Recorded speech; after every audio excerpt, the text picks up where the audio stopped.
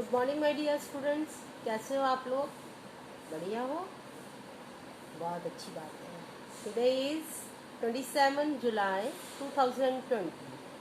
Day है Monday. आज हम अपना होम साइंस का लेसन शुरू करेंगे। फूड प्लानिंग, आहार नियोजन। आहार नियोजन क्या होता है? आहार नियोजन क्या होता है? किसी भी तरह का भोजन के लिए हमें पहले से प्लानिंग करना। अब जैसे मम्मी है या घर में जो भी बड़ा सदस्य है वो क्या करता है, पूरा उठ कर के मॉर्निंग में ही उसके माइंड में सारी चीज़ें सेट होती हैं कि हमें ब्रेकफास्ट में बच्चों को ये खिलाना है, लंच में मैं दाल बनाऊंगी, ये सब्जी बनाऊंगी, दही होगा, चावल होगा और मैं फुलके सेकूंगी। शाम को ये शाम की चाय के साथ ब्रेकफास्ट में वो स्नैक्स में हम या तो कुछ पॉपकॉर्न्स बनाएंगे या कुछ और ऐसे पकौड़ा बनाएंगे, ब्रेड पकौड़ा बनाएंगे, ऐसे ही रात के खाने का। तो ये क्या है, ये सारा हमारा भोजन के लिए पहले से नियोजन है, यानी कि आहार नियोजन है। फूड प्लानिंग हम करके रखते हैं, ठीक है। जो प्लानिंग है वो करना बहुत ज़रूरी है, क्योंकि एट ए टाइम क्या होता है, कई बार हमारे पास कोई चीज़ नहीं होती, या सब्जी नहीं है, या टमाटर नहीं है, या दाल नहीं है, या चावल नहीं है, या और भी बहुत सारी चीज़ें होती हैं जो हमें खाने के लिए काम में आती हैं।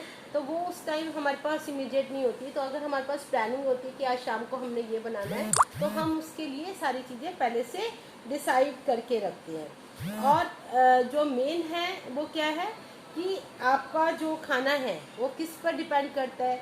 आपके घर में कितने सदस्य हैं, किस उम्र के हैं, उनकी पसंद नापसंद, कितने लड़के हैं और कितने बूढ़े हैं हमारे घर में, दादा दादी हैं या और कोई है, नाना नानी है, और उनका जो है उनको क्या क्या चीज़ पसंद है, ठीक है।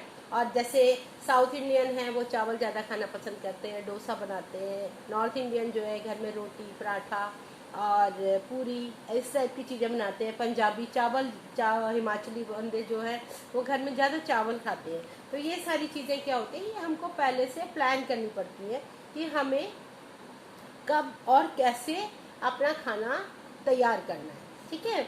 अच्छा, हमें भोजन को हम किस तरह से वर्गीकृत करते हैं, मतलब कैसे हम उसका डिवीज़न करते हैं, किस क्या क्या खाते हैं हम लोग। अनाज खाते हैं, अनाज में क्या क्या होता है, जैसे गेहूँ, चावल, चना, बाजरा, ज्वार, ये सब क्या होता है, अनाज के एक ग्रुप होता है। फिर दालें और फलियां हम कौन कौन सी खाते हैं, अरहर की दाल खाते हैं, मूंग की दाल खाते हैं, छोले खाते हैं, राजमा खाते हैं, सोयाबीन खाते हैं। ये सब कुछ क्या हो गया, ये दालें और फलियों के उसमें ग्रुप में आ जाता है। फिर उसके बाद दूध और मीट के उत्पाद। दूध में हम क्या क्या लेते हैं, दूध में हम दूध पीते हैं। फिर क्या लेते हैं, आइसक्रीम खाते हैं, हम बटर खाते हैं, हम पनीर खाते हैं, और जो नॉनवेज खाते हैं वो मीट भी खाते हैं, ठीक है। ये सब आ गया आपका दूध और मीट के ग्रुप में। फिर उसके बाद आता है आपका फल और सब्जियां। फल जैसे फल कितने मौसमी फल हैं, आम है, सेब है, केला है, बहुत सारे फल होते हैं, बहुत सारी सब्जियां होती हैं। ये सब चीज़ें जो होती हैं वो उसमें आती है। और उसके बाद क्या आता है, वसा और शक्कर, मतलब कि आपकी चिकनाई और मीठा। चिकनाई में आप क्या खा रहे हो, तेल ले रहे हो आप, तिल ले रहे हो, और घी लेते हैं, तेल लेते हैं, सोयाबीन का तेल लेते हैं, मूंगफली का तेल लेते हैं, सरसों का तेल लेते हैं। उसके बाद शक्कर में गुड़, चीनी और मतलब मिठाई, ये सब हमारा जो आता है वो सब कुछ आपका वसा और शक्कर के रूप में आ जाता है। फिर खाद्य विनिमय क्या है कि जैसे एक खाने की जगह दूसरा खाना यूज़ करना। अब जैसे हम रोजाना गेहूं की रोटी खाते खाते खाते हम परेशान हो जाते हैं, तो हम क्या करते हैं, कई बार चना और उसकी मिक्स करके रोटी बनाते हैं, चना और उसको ज्वार को। इसके अलावा जैसे गेहूं, आज हमारा रोटी खाने का दिल नहीं है तो हम कहेंगे चलो आज है ना पुलाव बना लेते हैं, चावल खा लेते हैं। तो ये क्या होता है, खाद्य विनिमय होता है, ठीक है। उसके बाद आपका जो आ जाता है आपका इसके अंदर आहार संशोधन का अर्थ क्या है। संशोधन मतलब क्या है कि diet modification for different age group of family, मतलब कि आपके घर के हर सदस्य के अनुसार आपको डाइट देनी है। जैसे कि घर में एक छोटा बच्चा है तो उसको दूध या दूध से बनी हुई हल्की चीज़ खिलाते हैं। ऐसे हमारे घर में जैसे कोई बुजुर्ग है तो बुजुर्ग हमारे हर समय वो छोले राजमा या इस तरीके की गरिष्ठ भोजन नहीं कर सकते, तो उनके लिए सूजी की खीर है, सूजी का हलवा है, या फिर हम उपमा पोहा, जो उनको आराम से डाइजेस्ट हो सके। इस चीज़ को हम ध्यान में रख करके करते हैं, ठीक है। और जो है हर एक परिवार के सदस्य के लिए एक अलग से मेन्यू बनाना तो बहुत मुश्किल है, तो हम जो भी डिसाइड करते हैं कि जैसे आज दोपहर के खाने में हमने अरहर की दाल, चावल और भी सोयाबीन की बड़ी और दही का रायता और फुल्का हम बनाएंगे। तो अब हमारे घर में जैसे छोटा बच्चा है तो हम उसको क्या खिलाएंगे, दाल चावल, उसको मैश करके उसको खिला देंगे। अगर कोई बुज़ुर्ग है तो उसके लिए हमने सोयाबीन की जो सब्जी और दाल और थोड़ा सा चावल, मतलब उसी में अकॉर्डिंग एज ग्रुप, अकॉर्डिंग जो बंदे की नीड है उसके हिसाब से हम उनको खाना खिला देते थे। फिर अब इसमें जो है आपका है एक्सरसाइज 5.1, इसमें मैंने एक क्वेश्चन आपको कराया, 2 कर। उसके बाद ये है ट्रू फॉल्स का। उसमें संतुलित आहार में आपकी बैलेंस डाइट में क्या क्या होता है, शाकाहारी तथा मांसाहारी दोनों ही आहार होने चाहिए। मतलब उसमें क्या होना चाहिए कि जो आपका संतुलित आहार है उसके अंदर बैलेंस होना चाहिए, एक बैलेंस। जो लोग नॉनवेज नहीं खाते तो वो क्या लेते हैं उसकी जगह पर, मीट मछली की जगह पनीर लेते हैं और बटर की मात्रा ज़्यादा बढ़ा देते हैं, दूध से बनी चीज़ें ज़्यादा ले लेते हैं। तो ये सारी चीज़ें जो होती हैं वो हमारे लिए बहुत आवश्यक है। फिर सेकंड जो क्वेश्चन है, संतुलित आहार वह है जिसमें उचित मात्रा में सभी पोषक तत्व हों। क्या मतलब वो सब बैलेंस डाइट क्या है, बैलेंस डाइट जिसके अंदर ऑल न्यूट्रिएंट्स जो है वो प्रॉपर एक क्वांटिटी में हो। जैसे कि एक आपका हो गया कार्बोहाइड्रेट, फिर हो गया आपका वसा, फिर हो गया आपका क्या नाम ये, और जितने भी आयरन, जितने भी न्यूट्रिएंट्स हैं वो प्रॉपर एक उचित मात्रा में होने चाहिए, तभी वो आपका बैलेंस डाइट बनेगा। अच्छा, फिर उसके बाद 5.3 के अंदर जो है जैसे ये वाला क्वेश्चन है, सामान्य तथा उपचारात्मक आहार। सामान्य आहार क्या है, जो हम रोजाना खाते हैं, रोजाना की डाइट में जो भी बनता है हमारे घर में, हम कोशिश करते हैं कि हम लोग वो उस चीज़ों को खाएं। उसी तरीके से जैसे कि अगर हमारा उपचारात्मक जो आहार होगा वो क्या होगा, जब कोई इंसान बीमार हो जाता है या हमारे घर में कोई बीमार हो जाता है तो उसको हम क्या करते हैं, एक अलग से डाइट बना कर देते हैं उसको। अलग से हम क्या करते हैं, जैसे अलग से डाइट देते हैं। जैसे हमारे घर में किसी को लूज मोशन है या बुखार हो गया है तो हम क्या करेंगे, उसको ज़्यादा से ज़्यादा लिक्विड फॉर्म में उसको खाना देंगे।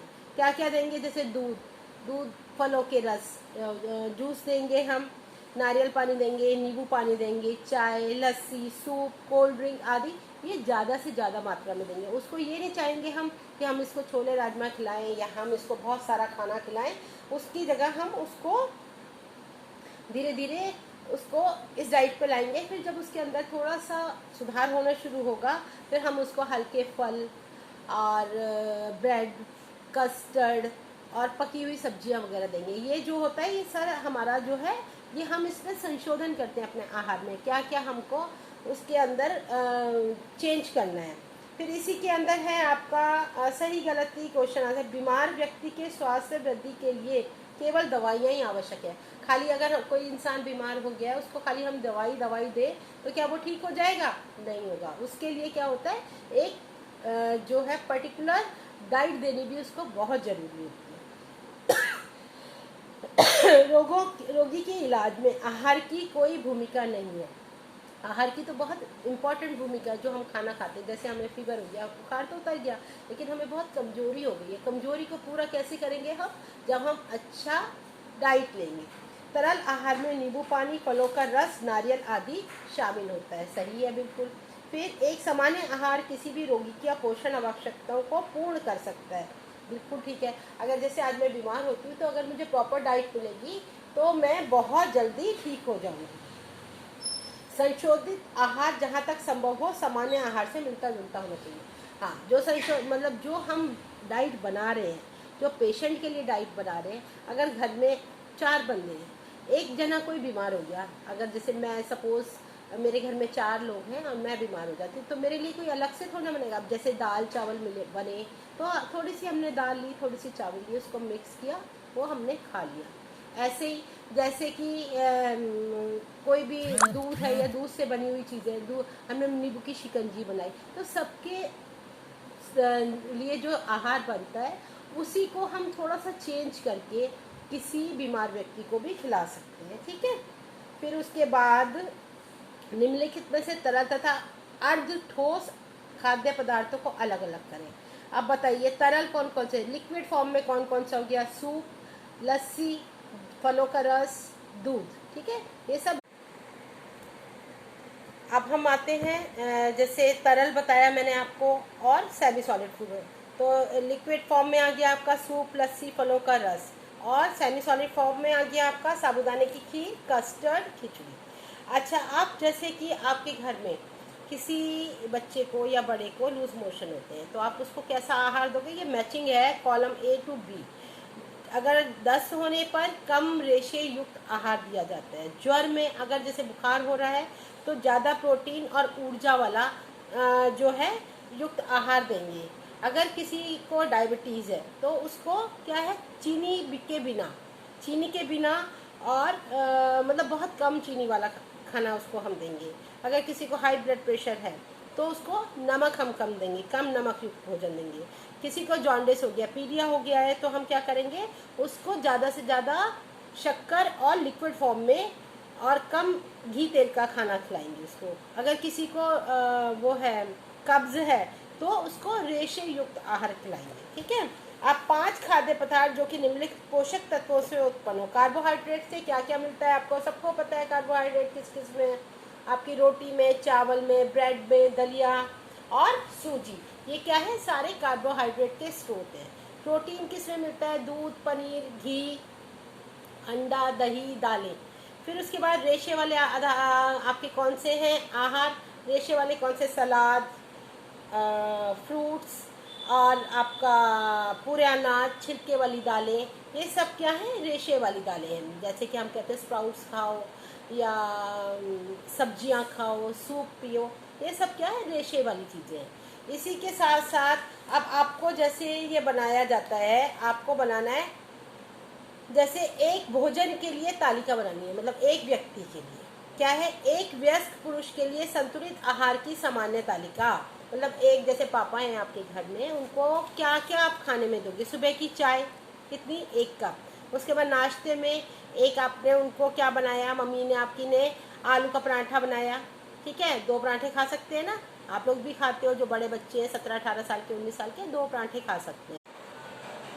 कोई बड़ा है उसके लिए आपको पूरा उसका डाइट प्लान बनाना है, डाइट चार्ट बनाना है। तो जैसे सुबह की चाय 1 कप, फिर नाश्ता आलू का पराठा है 2, और दाल का रायता जो है वो भी 1 कप, और 1 उबला अंडा। इसकी जगह पर हम जैसे रायता लिया है उसकी जगह हम प्लेन दही भी ले सकते हैं। और दिन के भोजन में चपातियाँ कितनी, 4, फिर मेथी आलू की सब्जी, उड़द की दाल, सलाद, फल, उसमें 4 रोटी, 1 कटोरी दाल, 1 कटोरी सब्जी और सलाद थोड़ा सा, और 1 संतरा। फिर शाम की जैसे चाय के अंदर आपने क्या बनाया, सूजी का उपमा बनाया, चाय बनाई, और वो हमने शाम को 5 बजे खाई। फिर रात का भोजन में चपातियाँ कितनी, 2, और राजमा या कढ़ी या चावल, कढ़ी के साथ में आप चावल भी ले सकते हैं और राजमा भी ले सकते हैं। और गोभी की सब्जी कितनी, 1 छोटी, और फलों का कस्टर्ड ले लें, खीर ले लें तो, या आइसक्रीम, वो भी 1 होगी। अब इसी की तरह से एक जैसे कि आप हो, लड़की है कोई या लड़का है जो 17-18 साल का है या 15-16 साल का है, तो उसका भी क्या होगा, नाश्ता जो होगा उसमें 2 आलू के पराठे हो गए, 1 आपका रायता हो गया, 1 उबला अंडा हो गया। फिर दिन के भोजन में आपने रोटी ली, चपातियाँ ली, 2 खाओ या 3 खाओ। फिर उसमें सब्जी हो गई, 1 दाल हो गई, और फल हो गए और सलाद हो गए। फिर शाम की जो चाय है उसके साथ मम्मी ने कुछ भी बनाया, सूजी का उपमा बनाया, या आपका वो बनाया, क्या नाम है, पोहा बनाया, या कई बार ऐसा करते हैं ब्रेड पकौड़ा बना लेते हैं, तो वो सब कुछ हुआ। यही सेम आपका एक जो यंग लड़की है उसके लिए भी ये सेम ही होगा फिर, ठीक है।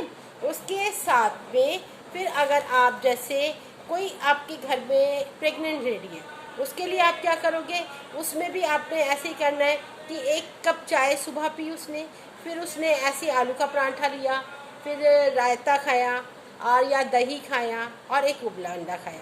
फिर उसमें क्या करते हैं कि जैसे उसने 9 बजे या 8:30 बजे ये खाया है, फिर 11 बजे उसको फ्रूट चाट दे दी, कुछ भी पपीता संतरा अमरूद काट करके एक एक वो खाया। फिर दोपहर के भोजन में भी उसने क्या करना है, मतलब उसका मील जो है बढ़ जाएगा। जैसे हमने तो एक बार ही ब्रेकफास्ट किया, उस लेडी के लिए हमने बीच में फ्रूट का रखा।